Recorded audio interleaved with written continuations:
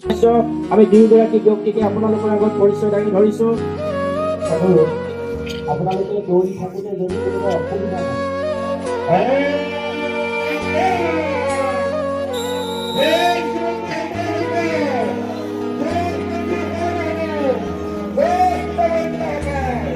উত্তম মহন্ত নাম পোৱাৰ লগে লগে হাতখন দাঙি আগতে গুচি আহিব। শ্ৰীমন্ত শংকৰদেৱ সংঘ অসম কেন্দ্ৰীয় সেৱা বাহিনী আজি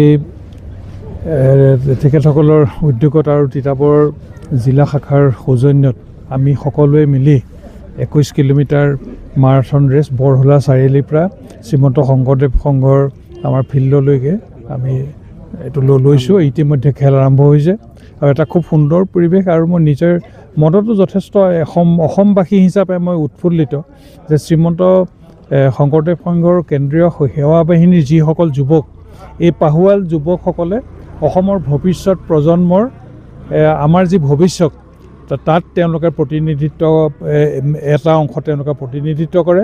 আৰু ময়ো আজি ৰাতিপুৱাই যিটো এই মাৰাথন যিটো ৰেচ ইয়াৰ এটা আমাৰ বিশেষ বাৰ্তা বহন কৰে, কিয়নো আমাৰ খেলেই হৈছে আমাৰ মূলতঃ আমাৰ একতা আৰু এই একতাৰ জৰিয়তে আমি গোটেই পৃথিৱী জুৰি আমি একতাৰ যিটা দোল এই আমাৰ দোলডাল দীঘলীয়া কৰি আমি সকলোকে একত্ৰিত কৰি বান্ধিব পাৰোঁ। আজি আমাৰ এই সময়ৰ আটাইতকৈ প্ৰাসংগিক কথাটো হৈছে যে মানৱ প্ৰজাতিৰ আমাৰ ঐক্য, গতিকে এই ঐক্যৰ যাত্ৰা অব্যাহত থাকক। শ্ৰীমন্ত শংকৰদেৱ সংঘৰ কেন্দ্ৰীয় সেৱা বাহিনীৰ উদ্যোগ আৰু তিতাবৰ শ্ৰীমন্ত শংকৰদেৱ সংঘৰ তিতাবৰ জিলাৰ শাখাৰ যি সহযোগত যি আজি মেগা মাৰাথন দৌৰ আৰম্ভ হৈছে, ইতিমধ্যে আপোনালোকে দেখিলে লক্ষ্য কৰিলে আমাৰ প্ৰায় 300ৰো অধিক প্ৰতিযোগী ইয়াত অংশগ্ৰহণ কৰিছে অসমৰ বিভিন্ন জিলাৰ পৰা আহি। আমি কালিৰ পৰাই ইয়াত উথপ পৰিৱেশ এটা হৈছিল।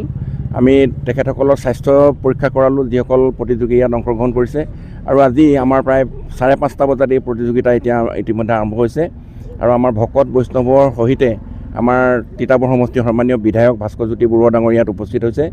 আমাৰ যোৰহাট জিলাৰ আৰক্ষী অধীক্ষক ডাঙৰীয়াক আমি এই প্ৰতিযোগিতা উদ্বোধন কৰিবলৈ যদিও নিমন্ত্ৰণ জনাইছিলোঁ, তেখেতে বিশেষ কাৰণবশতঃ ইয়াতে উপস্থিত হ'ব পৰা নাই। আজি আমাৰ তিতাবৰৰ সন্মানীয় বিধায়ক ভাস্কৰজ্যোতি বৰুৱা ডাঙৰীয়াই এই প্ৰতিযোগিতা উদ্বোধন কৰিলে আৰু ভকত বৈষ্ণৱসকলে আশীষেৰে এই প্ৰতিযোগীসকলক আগবঢ়াই দিছে। ইতিমধ্যে প্ৰতিযোগিতা আমাৰ চলি আছে।